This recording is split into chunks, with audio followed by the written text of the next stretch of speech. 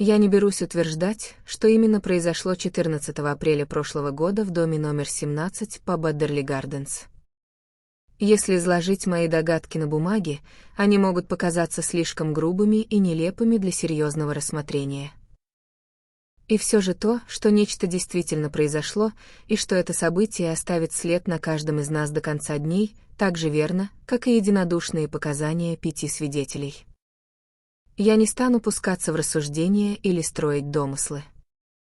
Я лишь представлю простое заявление, которое будет передано Джону Мойру, Харви Дикону и миссис Деламер. Оно не будет опубликовано, пока они не подтвердят каждую деталь. Мне не удалось получить согласие Поля Ледюка, так как он, судя по всему, покинул страну. Именно Джон Мойр, известный старший партнер фирмы Мойр и Сэндерсон, изначально обратил наше внимание на оккультные темы. Как и многие практичные деловые люди, он обладал мистическим складом души. Это привело его к изучению, а со временем и к признанию тех неуловимых явлений, которые объединяют под общим названием спиритуализм. Его исследования, начавшиеся с непредвзятого подхода, к несчастью, переросли в догму, и он стал фанатичным приверженцем этого учения. В нашей небольшой группе он представлял людей, превративших эти странные явления в новую религию. Миссис Деламер, наш медиум, была его сестрой и супругой Деламера, подающего надежды скульптора. Наш опыт показал, что работать в этой области без медиума так же бессмысленно, как астроному вести наблюдение без телескопа. С другой стороны, приглашение платного медиума было нам отвратительно, ведь такой человек чувствовал бы себя обязанным выдать результат за полученные деньги. К счастью, Мойр обнаружил, что его сестра обладает способностями медиума. Она согласилась помогать нам. Хотя она никогда не демонстрировала огромной психической силы, мы все же могли получать привычные явления вроде покачивания стола с сообщениями. Каждое воскресенье мы собирались в мастерской Харви Дикона на Баддерли Гарденс. Творческая натура Харви Дикона располагала к тому, что он страстно любил все необычное и сенсационное. Оккультизм привлек его своей живописностью, но вскоре он пришел к выводу, что забавная застольная забава на самом деле является грозной реальностью. Обладая ясным и логичным умом, в нашем кругу он представлял критический элемент, человека без предвзятости, который следует только за фактами.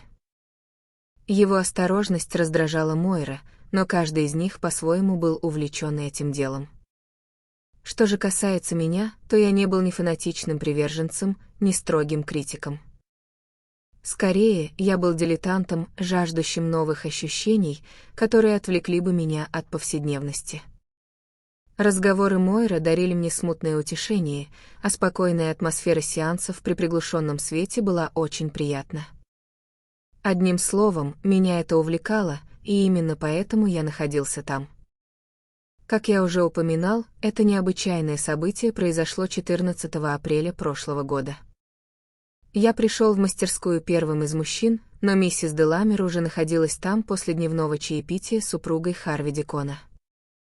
Дамы и сам хозяин дома стояли перед неоконченной картиной на мольберте. Я не силен в искусстве и никогда не претендовал на понимание замыслов Харви, но даже мне было очевидно, что полотно создано с большим умом и фантазией. На нем были изображены феи, животные и самые разные аллегорические фигуры. Женщины громко хвалили работу, и цветовой эффект действительно поражал. Харви спросил моего мнения. Я признался, что это выше моего понимания, и поинтересовался, что за странные существа перед нами. Он объяснил, что это мифические монстры, вымышленные создания и геральдические эмблемы, шествующие причудливой процессией. На мое замечание о белой лошади впереди Дикон довольно раздраженно ответил, что это вовсе не лошадь. Обычно он был добродушным человеком, но сейчас явно разволновался. Он указал на рог и пояснил, что это единорог. Харви тут же рассмеялся над собственной вспыльчивостью и извинился передо мной. Оказалось, что этот зверь дался ему с огромным трудом. Весь день он то рисовал его, то стирал, пытаясь вообразить, как выглядел бы настоящий, живой, разъяренный единорог. Мое непонимание задело его за живое. Я поспешил успокоить друга, сказав, что теперь четко вижу рог, просто раньше встречал единорогов только на королевском гербе. Остальных чудовищ, грифонов, василисков и драконов я узнал без труда. Дикон повернул картину изнанкой к залу, и мы переключились на другие темы. Джон Мойр в тот вечер задерживался. Когда он наконец пришел, то, к нашему удивлению, привел с собой невысокого плотного француза по имени Поль Ледюк. Мы не любили чужаков на сеансах, так как верили, что посторонние разрушают атмосферу и привносят сомнения. Однако Мойр быстро примирил нас с этим новшеством. Месье Поль Ледюк оказался известным исследователем оккультизма, ясновидящим и медиумом. Он путешествовал по Англии с рекомендательным письмом к Мойру от главы Парижского братства Святого Креста. Для нас было честью принять такого гостя. Француз был невысоким, полным человеком с обыкновенной внешностью, широким гладко выбритым лицом и примечательными большими, карими, бархатистыми глазами, которые туманно смотрели куда-то вдаль. Он был прекрасно одет, обладал манерами джентльмена, а его забавные обороты английской речи вызывали у дам улыбку. Супруга Дикона, недолюбливавшая наше занятие, покинула комнату. После этого мы, по своему обыкновению, приглушили свет и пододвинули стулья к квадратному махагониевому столу в центре студии. Света было мало, но вполне достаточно, чтобы отчетливо видеть друг друга. Я хорошо запомнил пухлые короткие пальцы француза, которые он положил на стол. Гость с улыбкой заметил, что это очень забавно, ведь он много лет не участвовал в подобных сеансах. Он спросил у миссис Деламер, впадает ли она в транс. Наша приятельница ответила, что обычно чувствует лишь сильную сонливость. Ледюк пояснил, что это первая стадия, за которой следует глубокий транс, когда одна душа покидает телесную оболочку, а другая занимает ее место, позволяя духам говорить или писать напрямую. И вдруг он неожиданно спросил, какое отношение к нашему собранию имеют единороги. Харви Дикон так и подскочил на стуле. Француз медленно водил головой, вглядываясь в тень у стен, и повторял, что повсюду видит единорогов, и интересовался, кто же так напряженно думал о столь причудливых существах. Дикон воскликнул, что это поразительно, ведь он действительно пытался рисовать единорога весь день. Он спросил, как гость мог узнать об этом. Ледюк ответил, что мысли материальны. Когда человек что-то воображает, он это создает. Он добавил, что видит этих единорогов не только обычным зрением, и подчеркнул, что именно поэтому дурные мысли так опасны. Мойр предположил, что эти образы находятся на астральном плане. Француз отмахнулся от терминов, сказав, что они просто существуют повсюду, и он способен их видеть и почти осязать. На вопрос, может ли он сделать их видимыми для нас, Ледюк ответил, что для такой материализации нужен эксперимент, но может не хватить энергии. Он предложил проверить наши силы и взял управление сеансом в свои руки. Гость пересадил нас по своему усмотрению, чередуя мужчин и женщин, брюнетов и блондинов. В конце он попросил разрешения полностью погасить свет. Я поинтересовался, в чем же преимущество полной темноты. Француз объяснил, что сила, с которой мы имеем дело, является вибрацией эфира, как и сам свет. Поэтому в темноте нам не будут мешать световые волны. Он шутливо поинтересовался у миссис Деламер, не испугается ли она, и снова повторил, как все это забавно. Сначала темнота показалась абсолютно кромешной, но через несколько минут наши глаза немного привыкли. Мы едва могли различить присутствие друг друга, очень смутно, словно черные силуэты неподвижных фигур. Мы все начали относиться к происходящему гораздо серьезнее, чем когда-либо прежде. Месье Поль Ледюк попросил нас положить руки перед собой. Держаться за руки было бесполезно, так как нас было слишком мало для такого большого стола. Он посоветовал миссис Деламер успокоиться и не бороться со сном, если он придет. После этого мы погрузились в молчаливое ожидание, вглядываясь в окружающую нас черноту. В коридоре тикали часы. Где-то далеко изредка лаяла собака.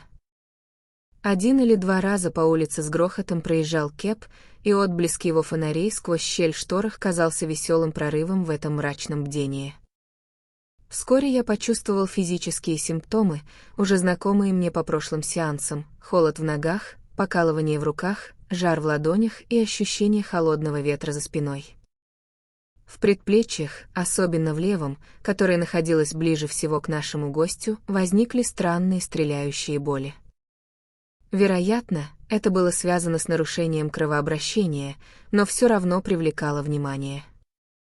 В то же время я ощущал напряженное чувство ожидания, которое было почти болезненным. По суровому, абсолютному молчанию моих спутников я понял, что их нервы были натянуты так же, как и мои. И вдруг из темноты донесся звук, тихое, свистящее, быстрое и прерывистое дыхание женщины. Оно становилось все чаще, словно сквозь стиснутые зубы, и завершилось громким вздохом с глухим шорохом одежды. Кто-то в темноте встревоженно спросил, все ли в порядке. Француз успокоил нас, объяснив, что миссис Деламер просто впала в транс. Он пообещал, что сейчас мы увидим кое-что очень интересное. В холле все так же тикали часы. Медиум дышала уже глубже и полнее.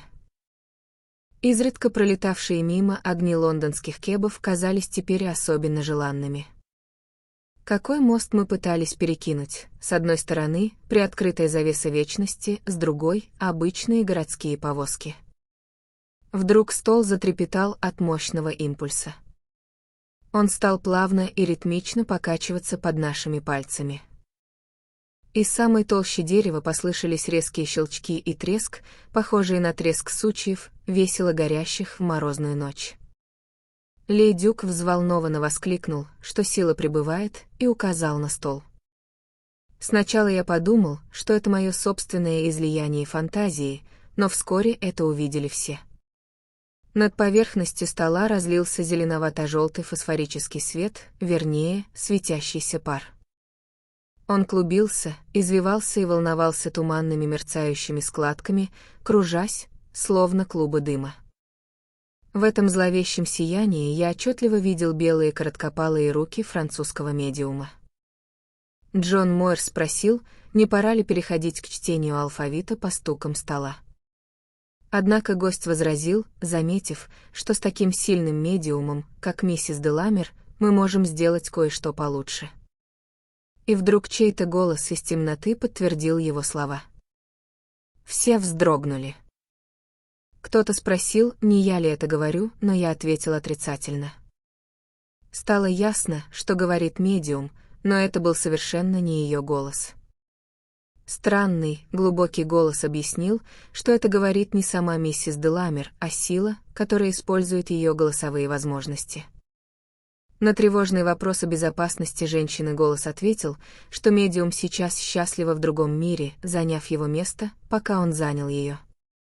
На расспросы о том, кто он такой, голос отозвался, что это не имеет значения, он лишь тот, кто жил так же, как живем мы, и умер так же, как умрем мы. За стеной послышался скрип остановившегося у соседнего дома кэба. Там завязался спор о плате за проезд, и извозчик хрипло ворчал на улице. Зелено-желтое облако все еще слабо кружилось над столом, сгущаясь в тусклое свечение прямо перед медиумом. Чувство страха и холода проникло в мое сердце. Мне показалось, что мы слишком легкомысленно подошли к самому священному и величественному таинству, общению с мертвыми, о котором говорили отцы церкви. Я громко предложил прекратить сеанс, но остальные жаждали увидеть финал и лишь посмеялись над моими опасениями. Харви Дикон решительно возразил мне, заявив, что все силы даны человеку для использования. Он подчеркивал, что любое новое знание вначале казалось незаконным, и человек имеет полное право исследовать природу смерти. Глубокий голос из темноты подтвердил его слова, согласившись, что это правильно и уместно. Взволнованный Джон Мойр подхватил эту мысль и предложил устроить проверку, чтобы доказать реальность происходящего. Он спросил, может ли сущность угадать количество монет в его кармане. Однако дух сурово ответил, что они возвращаются в этот мир ради обучения и возвышения живых, а не для разгадывания детских загадок. Француз весело рассмеялся над Мойром, заметив, что гость из иного мира совершенно прав. Холодный и твердый голос добавил, что спиритуализм — это религия, а не игра. Мойр поспешил извиниться за глупый вопрос и согласился с таким подходом. Он попытался узнать, кем был этот дух при жизни, но тот вновь ответил, что это не имеет значения. На вопрос о том, как долго он уже находится в мире духов, голос пояснил, что у них время течет иначе, и они не могут мерить его земными мерками. Сущность подтвердила, что счастлива в своем мире и ни за что не согласилась бы вернуться к земной жизни. Дух рассказал, что они постоянно заняты, ведь без деятельности невозможно быть счастливыми, однако объяснить суть своего труда не смог, повторив, что условия их существования совершенно иные. Они трудятся ради собственного совершенствования и ради блага других. Дух добавил, что рад прийти на этот сеанс, если это принесет пользу, ведь творить добро — цель любой жизни в любом мире. Мойр торжествующе указал мне, что эти слова должны рассеять мои сомнения. И действительно, мой страх отступил, уступив место огромному интересу. Я сам включился в беседу и спросил, ведом ли им страх или боль. Голос ответил, что физическая боль — удел тела, но ментальная боль существует и там, духи тоже могут грустить или тревожиться. На вопрос о встречах с земными друзьями сущность ответила, что они видятся лишь с теми, кому испытывали искреннюю симпатию. Супруги встречаются в ином мире только в том случае, если по-настоящему любили друг друга на земле, иначе они становятся чужими людьми. Для воссоединения обязательно духовная связь. Я поинтересовался, правильно ли то, чем мы сейчас занимаемся. Голос ответил утвердительно, но с важной оговоркой: сеанс должен проводиться с правильным настроем. Неправильным настроем дух назвал любопытство и легкомыслие. Он строго предупредил, что это может принести очень серьезный вред, так как живые рискуют призвать силы, которые не смогут контролировать. На вопрос о том, злые ли это силы, голос ответил, что они скорее неразвитые, но крайне опасные как для тела, так и для разума человека. После этих слов наступила долгая пауза. Темнота вокруг нас словно стала еще чернее, а желто-зеленый туман на столе клубился и клубился, напоминая дым. Харви Дикон спросил у Мойра, нет ли у него еще вопросов. Мойр поинтересовался, молится ли в их мире. Голос ответил, что молиться нужно в любом из миров, так как молитва — это признание сил, существующих вне нас. Напоследок Мойр спросил, какая религия господствует на той стороне. Дух ответил, что их взгляды расходятся точно так же, как и у людей на земле, и у них нет абсолютного знания, есть только вера. Француз недовольно заметил, что вопросы религии, конечно, занимают серьезных англичан, но в них мало веселья. Он предложил использовать накопившуюся энергию для какого-нибудь грандиозного опыта, о котором потом можно будет говорить. Джон Мойр возразил, что ничего интереснее прошлых ответов и быть не может. Лей Дюк раздраженно ответил, что уже слышал все это раньше, но согласился подождать, пока остальные закончат расспросы. Однако таинственная связь уже прервалась. Сколько мы ни взывали к духу, медиум сидела молча. Лишь ее глубокое, ровное дыхание указывало на ее присутствие, а туман все так же кружился над столом. Лей Дюк констатировал, что мы нарушили гармонию, и медиум больше не ответит. Он вновь вызвался доказать, что мысли материальны, и материализовать образ, который до этого существовал лишь в воображении. Француз попросил нас сидеть абсолютно смирно, молчать и не убирать руки со стола. В комнате стало еще темнее и тише.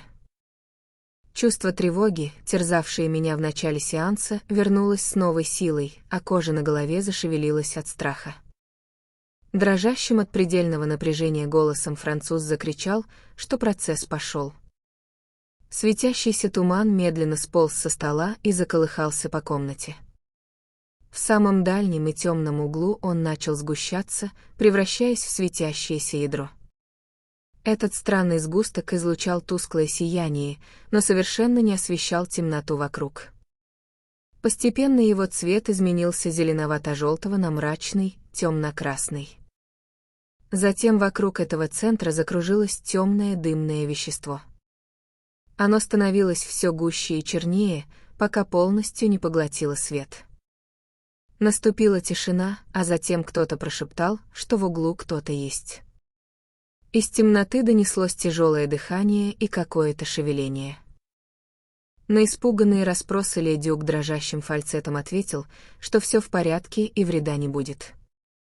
Но вдруг Харви Дикон в ужасе закричал, что рядом с его стулом находится какое-то крупное животное.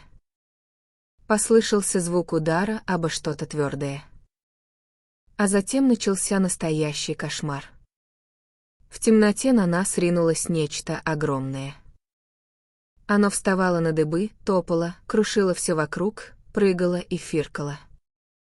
Наш стол разлетелся в щепки. Нас швырнуло в разные стороны. Неведомая тварь с жуткой силой носилась из угла в угол. Мы кричали от ужаса, ползая на четвереньках в попытках спастись. Кто-то наступил на мою левую руку, и под страшным весом я почувствовал, как затрещали кости. Все отчаянно требовали зажечь свет, но ни у кого не оказывалось спичек. Когда Дикон потребовал от француза прекратить это, тот в слезах закричал, что все вышло из-под контроля, и взмолился о спасении. На ощупь мне повезло наткнуться на дверную ручку. Тяжело дышащее, фыркающее чудовище пронеслось мимо и с жутким грохотом врезалось в дубовую перегородку. Как только оно промчалось, я повернул ручку, и в следующее мгновение мы выскочили в коридор, захлопнув за собой дверь. Изнутри доносился ужасающий треск и топот. Дикон тяжело дышал и утверждал, что при открытии двери мельком увидел лошадь. Но в студии осталась миссис Деламер. Понимая, что медлить нельзя, Дикон распахнул дверь, и мы бросились обратно. Женщина лежала без чувств на полу среди обломков своего стула. Мы схватили ее и быстро потащили к выходу. Оглянувшись назад, я увидел в темноте два горящих глаза и услышал стук копыт. Едва я успел захлопнуть дверь, как в нее последовал удар страшной силы, расколовший дерево сверху донизу. Француз в панике закричал, чтобы мы бежали спасать свои жизни. Последовал еще один удар, и сквозь трещину в двери просунулось нечто, блеснувшее в свете салонной лампы. Это был длинный белый шип. На мгновение он показался снаружи, а затем с треском исчез. Дикон скомандовал бежать в столовую. Мы укрылись там, заперев тяжелую дубовую дверь, и уложили бесчувственную женщину на диван. В этот же момент Джон Мойр, этот твердо деловой человек, без чувств рухнул на ковер у камина. Харви Дикон был бледен как мертвец, его тело сотрясала крупная дрожь. Вскоре мы услышали, как дверь студии разлетелась в щепки. Фырканье и топот раздались уже в самом коридоре. Неизвестное существо металось взад и вперед, сотрясая весь дом своей яростью. Француз же просто закрыл лицо руками и рыдал, как испуганный ребенок. Что нам делать? Я грубо тряхнул француза за плечо. Ружье поможет? Нет, нет, ответил он. Сила иссякнет, и тогда все прекратится. Ты мог погубить нас всех, неслыханный дурак, со своими чертовскими экспериментами. Я не знал. Как я мог предположить, что оно испугается? Оно обезумело от ужаса. Это его вина, он ударил его. Закричал Ледюк. Харви Дикон подскочил на месте. Боже правый. В этот момент по всему дому разнесся ужасающий, пронзительный крик. «Это моя жена. Я выхожу. Даже если это сам дьявол, я выхожу!» Выкрикнул Дикон. Он настежь распахнул дверь и вылетел в коридор. В самом конце прохода, у подножия лестницы, лежала без чувств миссис Дикон, сраженная наповал увиденным зрелищем. Но больше вокруг никого не было. С замиранием сердца мы огляделись по сторонам, все было абсолютно тихо и неподвижно. Я медленно приблизился к черному проему разбитой двери студии, каждую секунду ожидая, что оттуда выскочит какое-нибудь чудовищное создание. Но никто не появлялся, а внутри царило полное безмолвие. Крадучись, со страхом в душе, мы подошли к самому порогу и заглянули в темноту. Звуков не было, но в одном углу темнота рассеялась. Там висело светящееся, сияющее облако с раскаленным центром. Оно медленно блекло, таяло и становилось все призрачнее, пока, наконец, та же густая, бархатистая тьма снова не заполнила мастерскую. И с последним угасающим отблеском этого зловещего света француз вдруг радостно закричал. Как забавно! Никто не пострадал, только дверь сломана, да дамы напуганы. Но, друзья мои, мы совершили то, чего до нас не удавалось сделать никому. И уж поверь, отрезал Харви Дикон, насколько это зависит от меня, никто и никогда больше этого не повторит. Вот что случилось 14 апреля прошлого года в доме номер 17 по Баддерли Гарденс. В самом начале я говорил, что мои догадки могут показаться слишком нелепыми для категоричных утверждений. Но я просто делюсь своими впечатлениями, нашими впечатлениями, поскольку их готовы подтвердить Харви Дикон и Джон Мойр. Вы можете, если вам так угодно, считать, что мы стали жертвами тщательно продуманного и необычайного розыгрыша. Или же вы можете согласиться с нами в том, что мы пережили очень реальный и очень страшный опыт. А возможно, вы знаете об оккультных делах гораздо больше нашего и сможете рассказать нам о подобном происшествии. В последнем случае ваше письмо на имя Уильяма Маркхема по адресу Олбани, дом 146-М, помогло бы пролить свет на то, что для нас до сих пор остается полнейшей тьмой.